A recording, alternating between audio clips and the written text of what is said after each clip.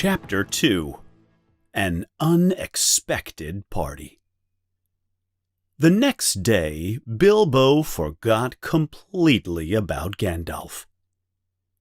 Just before tea time, there was a very loud ring on his front doorbell, and then he remembered. Gandalf! He quickly prepared some tea and cake and ran to the door. "I am so sorry to keep you waiting," is what he was going to say. But when he opened the door, he saw that it was not Gandalf at all. It was a dwarf with a long blue beard and very bright eyes.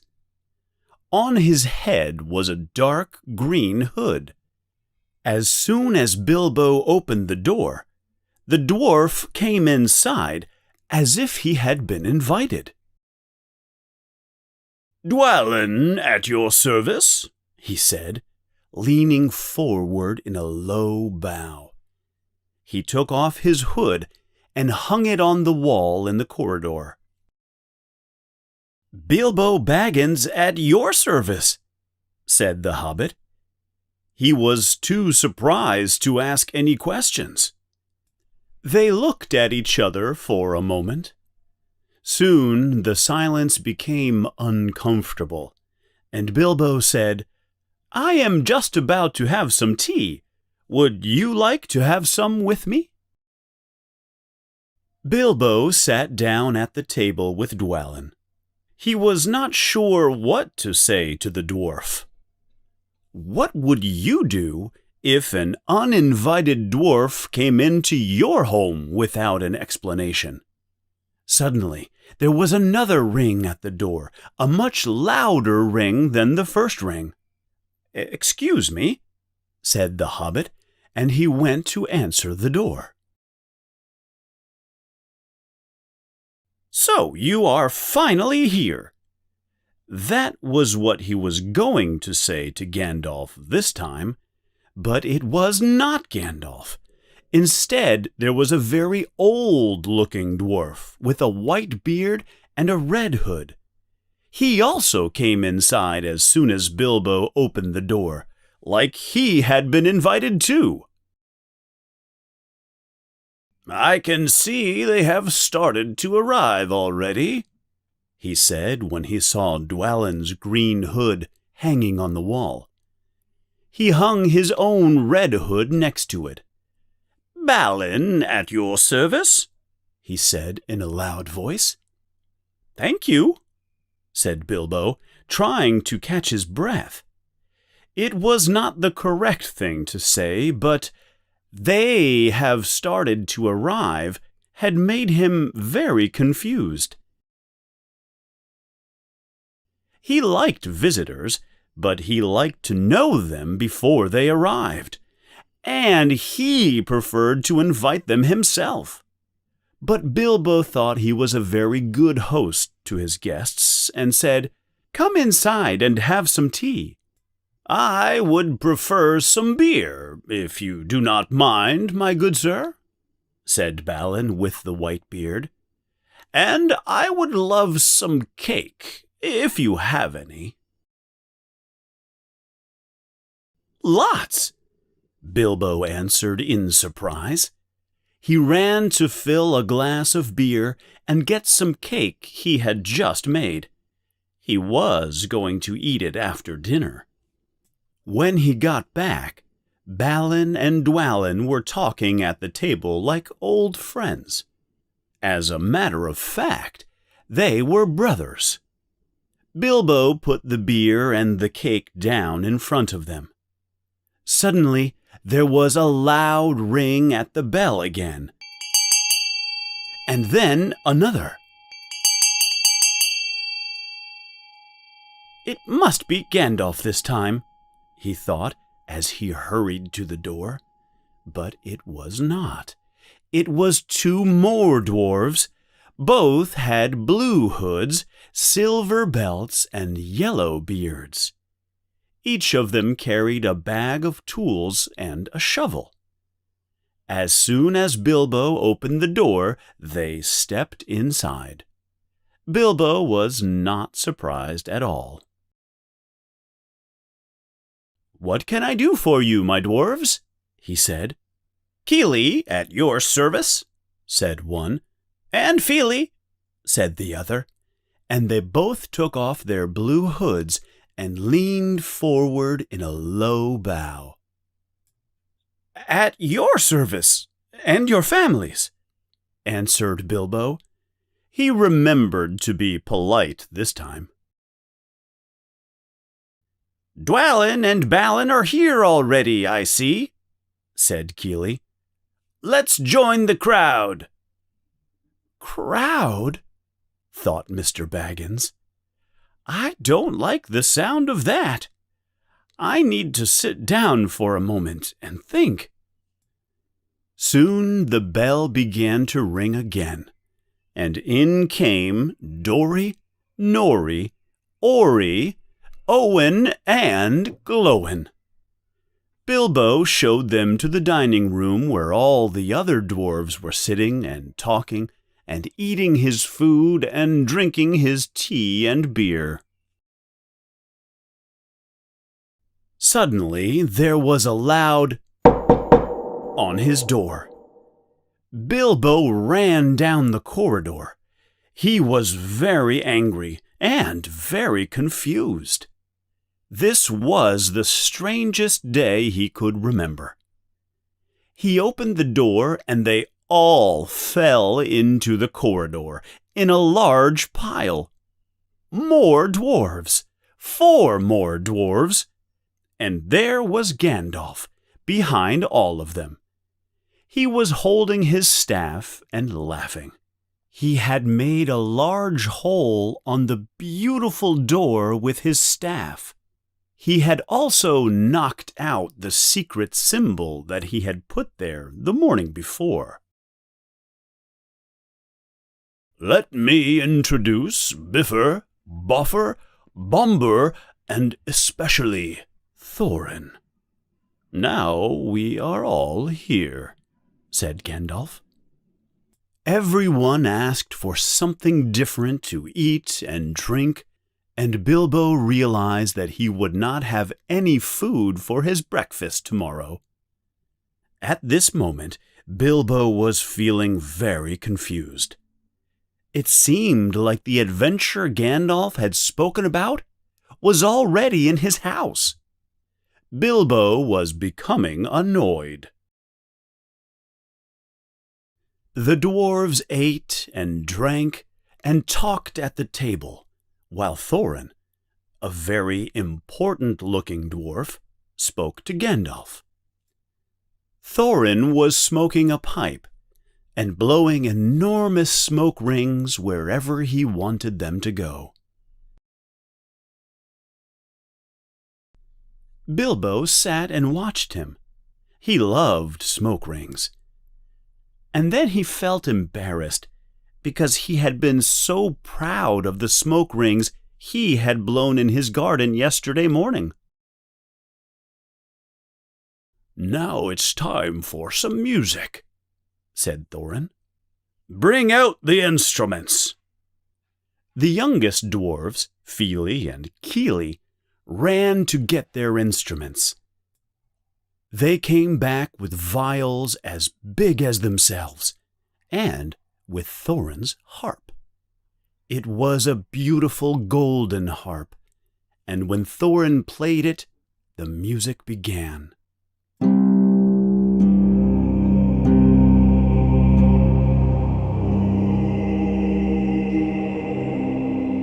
The dwarves sang in deep voices about their ancient homes in caverns far away. They sang of a great kingdom under the lonely mountain far to the east. They sang of treasure and gold and jewels. Then the dwarves sang of the great tragedy, the destruction of Smaug, the evil dragon that came and stole their gold and killed their people. They sang about their desire to return to the lonely mountain and take back their kingdom and their gold. As Bilbo listened, something strange woke up inside him. The melody and words transported Bilbo away into distant lands, under mysterious skies, far away from his hobbit hole under the hill. He wanted to go there and see the mountain the dwarves were singing about. He wanted to explore the caves and caverns and feel the dwarvish gold in his fingers. He wanted to carry a sword instead of a walking stick. He looked out his window at the stars in the sky. He thought about the treasure under the mountain far away. Suddenly, in the fireplace, the fire burned bright and hot. Probably just a piece of wood changing position. And he thought of the fire from the terrible dragon from their song. The dragon that stole the dwarves' gold. He felt afraid, and very quickly he was plain Mr. Baggins of Hobbiton again. The music stopped suddenly, and Thorin began to speak. "Gandalf, dwarves, and burglar Baggins?" Bilbo was surprised at Thorin's words and asked, "What do you mean when you say burglar Baggins?" "If you prefer, you can say expert treasure hunter," answered Thorin. "Well, yes, I prefer that," Bilbo said, but he was still confused. Thorin continued, "We are here tonight in the house of our friend, this most excellent hobbit." Thorin then lifted his glass of beer and said, "May the hair on his toes never fall out." The other dwarves and Gandalf all raised their glasses and said at the same time, "Hear, hear!" "We shall soon start on our long journey," said Thorin. "A journey from which some of us, or perhaps all of us, may never return." When Thorin said, "may never return," Bilbo began to feel a shout of fear building up inside him, and soon it came out like the whistle of a boiling pot of tea. All the dwarves jumped up in surprise. They knocked over the table. Gandalf raised a hand and calmed everyone in the room. Soon Thorin continued, "I believe all of us know what our objective is." "All of us?" asked Bilbo. "It is not well known to me." "Really? Then we must inform our burglar. We dwarves will return to Lonely Mountain far to the east, beyond the Misty Mountains and past the Forest of Mirkwood, and we will take back what Smaug the dragon stole from us. Smaug came in the night and killed my people and forced my grandfather, King Under the Mountain, to run for his life. He burned down the town of Dale and stole my people's gold. He is still there in the mountain, sleeping on a vast pile of our gold and jewels." "Curse the dragon Smaug!" all the dwarves yelled. As all the dwarves yelled, the poor little hobbit was so terrified that he fell to the floor and began shaking like a jelly. he continued calling out, "Hit by lightning! Hit by lightning!" over and over again. And that was all he would say for some time. So the dwarves took him and put him on the sofa in another room with a glass of water nearby, and they went back to the living room to talk about their business. "Mr. Baggins can become very excited sometimes," said Gandalf as they sat down again. "But he is one of the best thieves, one of the best, as brave as a knight when you need him the most." After relaxing for a few moments, and after drinking the water that was next to him on the sofa, Bilbo returned silently to the door of his living room, and this is what he heard the dwarves saying. "Do you think he is right for our adventure? Gandalf says he is very brave, but one scream like that in a moment of excitement will wake up the dragon and all his relatives and kill us all. I think he sounded more afraid than excited. I have my doubts. He looks more like a grocer than a burglar." When he heard these words, the adventurous side of Bilbo came out. He suddenly felt that he would go without bed and breakfast if people thought he was brave. Many times later, the calm, timid side of Bilbo regretted what he did next. "Pardon me," he said, "but I heard what you said about me. I do not understand very well what you all are talking about, or why you are calling me burglar, but I think I am correct to believe that you think I will not be good for your adventure. Well, I will prove to you that I will be good for you. Tell me what you want me to do, and I will try it, even if I have to walk from my peaceful hobbit home to the east of East and fight the terrible fire dragons of Morgoth." Gandalf interrupted Bilbo and said to Thorin and the dwarves, "Do you see? Brave and fierce like a knight. There are 13 of you dwarves, and 13 is a very unlucky number. Mr. Baggins will be the 14th member of your party. 14 is a much luckier number. A very splendid lucky number you have chosen for us, Gandalf," Thorin said ironically. "I will not argue any more," said Gandalf. "I chose Mr. Baggins, and that should be enough for all of you. If I say he is a burglar, then he is a burglar. Or he will be when he needs to be. There is more in him than you can see, and a lot more than he knows himself. You may, possibly, all live to thank me for my decision.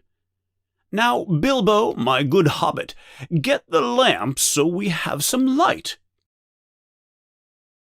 In the light of the lamp, Gandalf placed a map with many words and markings on it.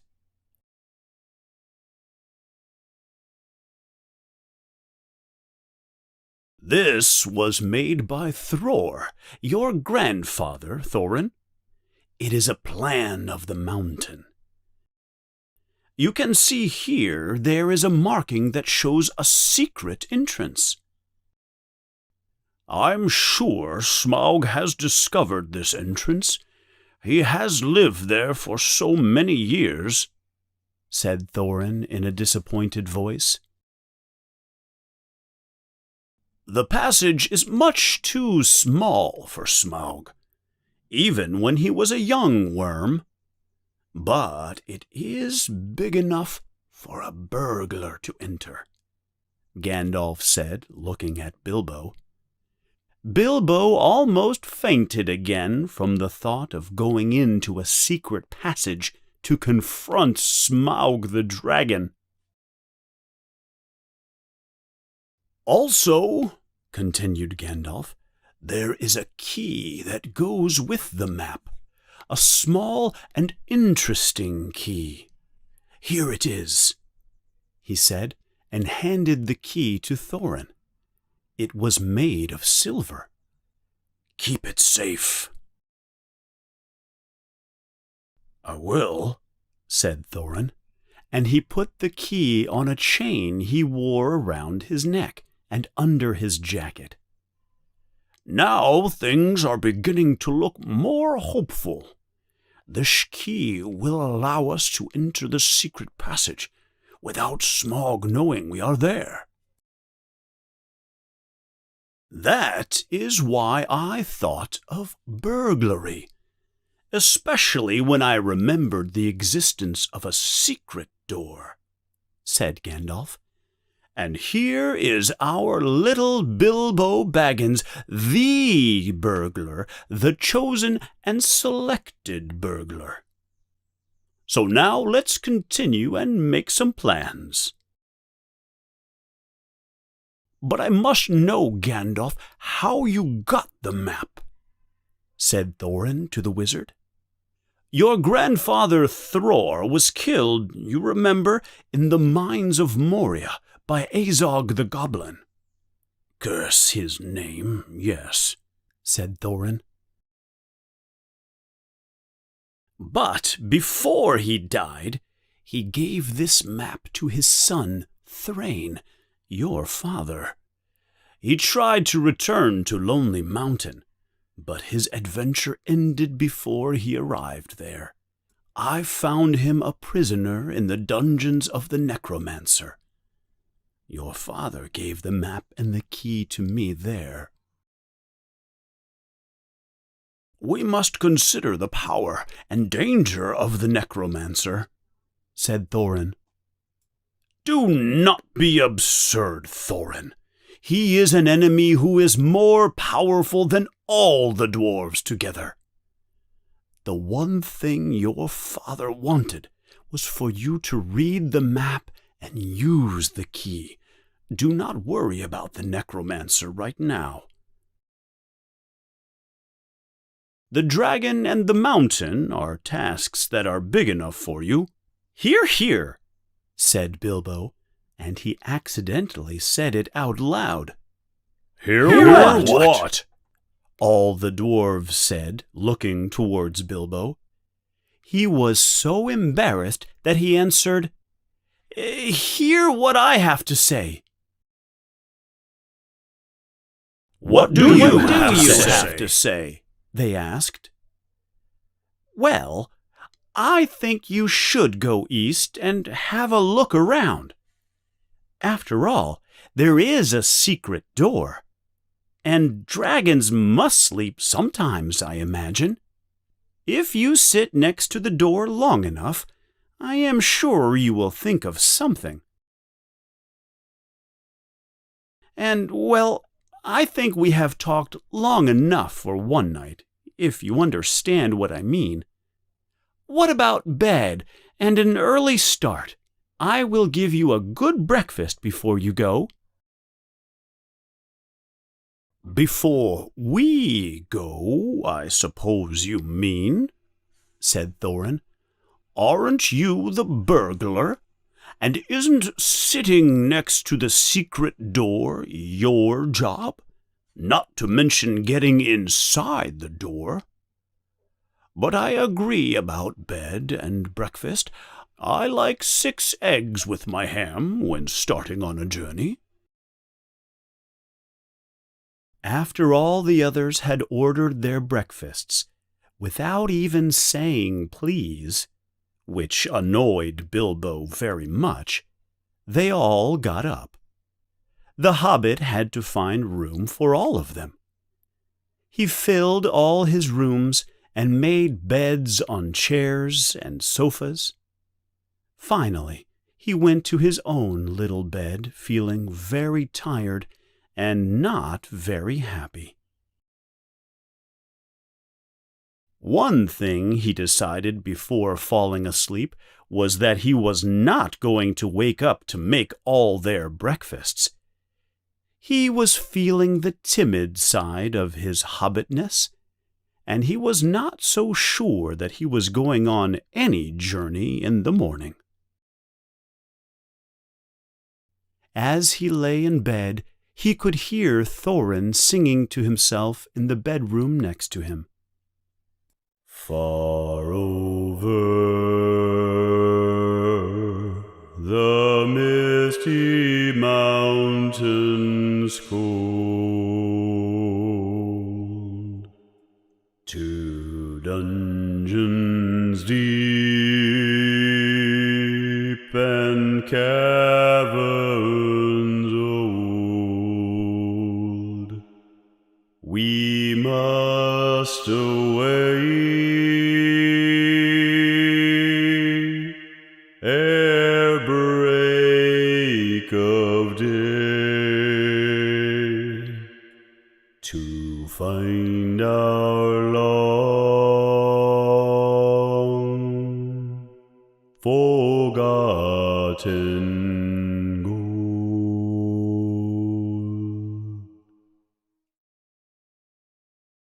Bilbo went to sleep with that song in his ears, and it gave him very uncomfortable dreams.